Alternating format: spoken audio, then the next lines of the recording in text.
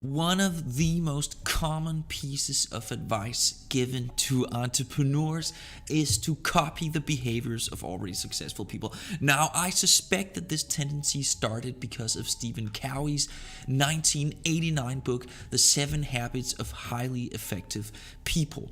Now, I'm not saying there's anything wrong with this approach to success, but I am saying that there's more to be said about it. There are 2 points that I want to get across here. Number 1, success is a mental thing. I truly believe in that, and that is the basis of my new book called Spiritual Capitalism, leaving a link for that below. So that's number 1. Success is a psychological phenomenon, or rather, human psychology determines success. But that being said, there is a logical fallacy that almost all self-help gurus completely overlook, or at least they fail to address it when they talk about it. Honestly, I can't tell you how many videos I've watched by entrepreneurs and self-help gurus and how many blog posts and books I've read on the topic, and I haven't heard a single person talk about this topic. And so, an example, right? So we all have habits. And habits can be perceived as like a mental autopilot or something like that. And that is, of course, the reason why it's extremely important to have habits that are in favor, that are helpful to your long-term goals and ambitions and dreams, right? But that being said, even successful people have habits that have nothing to do with their success, or maybe even habits that are detrimental to their success. So blindly copying random habits of successful people makes no sense. And even go as far as to say that successful people don't always understand why they had the success they had. They may think they do, but that's not necessarily the truth. So, okay, we hear so many things about being a high performance individual, and I am 100% in sync, or I 100% agree with those assertions. It is very important to become a high performance individual. Now, but that is not the same thing as saying that if you simply take 7 of Bill Gates'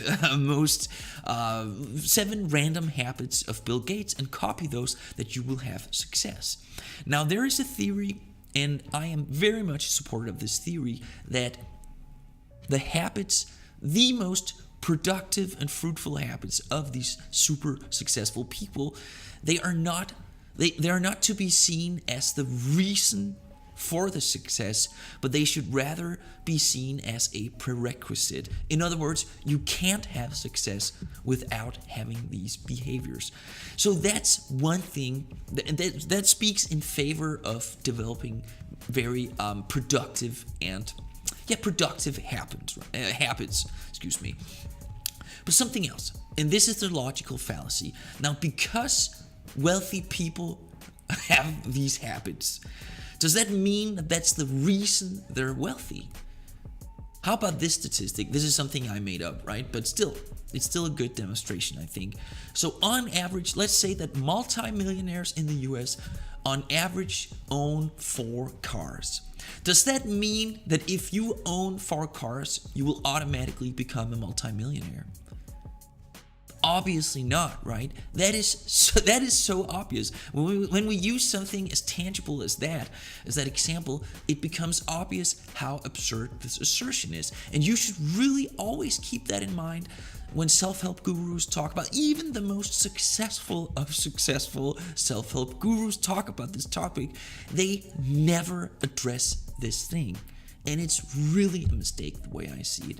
Now, that being said, having healthy habits that are helping you to push through all the noise and actually reaching your goals in a structured manner is key to success.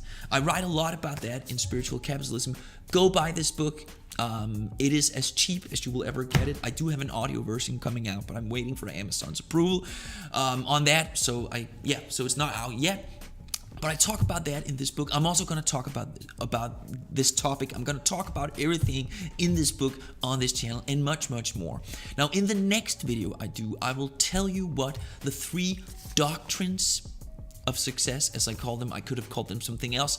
It's not to be taken literally, but I honestly believe there are 3 overarching psychological things, and if you have those in place, that's my alarm, time for my push-ups, but if you have those in place, you will have success. So what's going to happen right now is I'm going to do my push-ups, and I'm going to switch up the background because it's a little annoying looking at this beautiful nature scenario on a loop. So be right back. All right, 50 push-ups and a new background later. Let me try to continue where I left, more or less. And actually, this is a perfect example of what I was just about to talk about. Now, I'm setting an alarm for twice a day to do 50 push-ups, 100 total. And that's a priority I've made for several reasons. First of all, when I used to go to the gym, and again, I even show the statistics in this book, when I went to the gym to work out, to become chiseled, basically, I would spend, I don't remember the exact number, but something in the area of 10 to 15 hours a week on that. And that is simply too much. I need to spend the majority of that time building and running my businesses. That's just how it is right now. But of course, I do recognize that a healthy mind needs to reside in a healthy body as well. So I do take certain measures to keep myself in shape, and I find that 100 push-ups each day is extremely helpful, and it doesn't take more than literally 2 or 3 minutes out of my entire day, maybe 1 or 2 minutes more than that. But that's the thing. Right? It hasn't become an automated habit yet, and I've actually been doing it for quite some time now, maybe 6-9 months, something like that. But until it's a habit, it is a rule that I make for myself. I have this set of rules that I apply to my life, and I implement them one by one. I recommend never implement more than 1 rule, self-enforced rule at a time, because if you implement 2, chances are higher that you won't stick to all of them, both of them, or whatever. So 1 at a time. And this specific rule is still a rule. It hasn't become a habit yet. Once it's become an ingrained habit, something that I do automatically without forcing myself to do so, I will stop setting the alarm. I will stop following the rule. I will not need the rule anymore.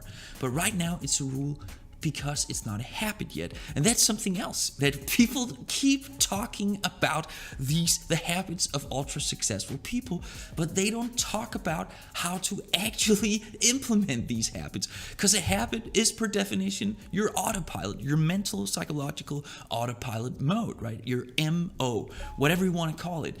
But it is something that you and I don't inherently do unless we implement it in our lives. And we can't just expect ourselves to implement something. Now, regarding working for yourself, putting in the hours, that has actually become a habit for me. I get up and then I work, and when I've worked somewhere between 12 and 18 hours, I go to bed. And next day, I repeat the whole cycle, right? So I don't have to make specific rules for my work hours. Now, I do follow other rules. I can talk about those in another video. But this is a trick, a hack, if you will, to actually copy behaviors of successful people. But before you do so, please keep in mind the first thing I shared with you in this video is that sometimes it's really a logical fallacy. Just because successful people do have a certain behavior isn't necessarily a guarantee that that behavior has anything to do with why they are successful in the first place. So keep that in mind. Drill into it, do a critical examination of whether a specific habit that you're considering implementing in your own life, whether that is actually a good thing, right? And this whole video, I was about to say it's over now, but as I mentioned already, there are 3 doctrines in this book, the 3 doctrines of spiritual capitalism, as I call it. And what I'm talking about here is actually the second doctrine. Now, I already recorded a video where I share all the doctrines, so stay tuned for that. I'm going to release it tomorrow or the day after at the latest.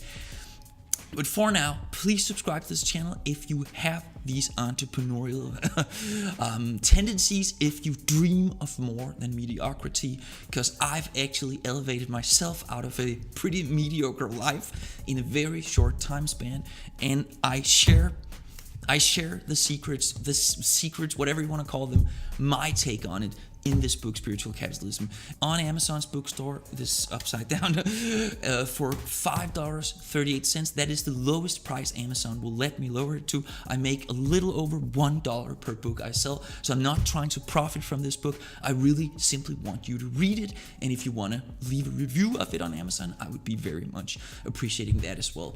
Also, please subscribe to this channel. I would love to hear your take on what I've said in this video, and I would love to hear your take for two reasons. Number one is that I'm interested in it, and this channel isn't so big that I can't handle all the comments. I'll give a personal response to everyone commenting on this video if I can, if I have anything to say, of course. And number two is that it really favors YouTube algorithms, so it helps me grow this channel. And this channel is really a hobby project for me. I don't make any money from this channel. Did I monetize the channel? I'm not sure. This is a passion project for me because I really sincerely feel I cracked the code to stepping up to the plate and more or less getting what you want. And it's really simple, but it's extremely hard. And I describe it all in Spiritual Capitalism, and I'm gonna talk about that on this channel as well. And that is the reason, that's where call it came from. That is the reason why I renamed this channel to Spiritual Capitalism. I don't know if you realized, but I just did that. So yeah, peace out. Be a spiritual capitalist, might as well embrace it, and please subscribe to this channel, really helps me out, and why not give this video a little like, and you will see me very soon. Have a good one, cheers.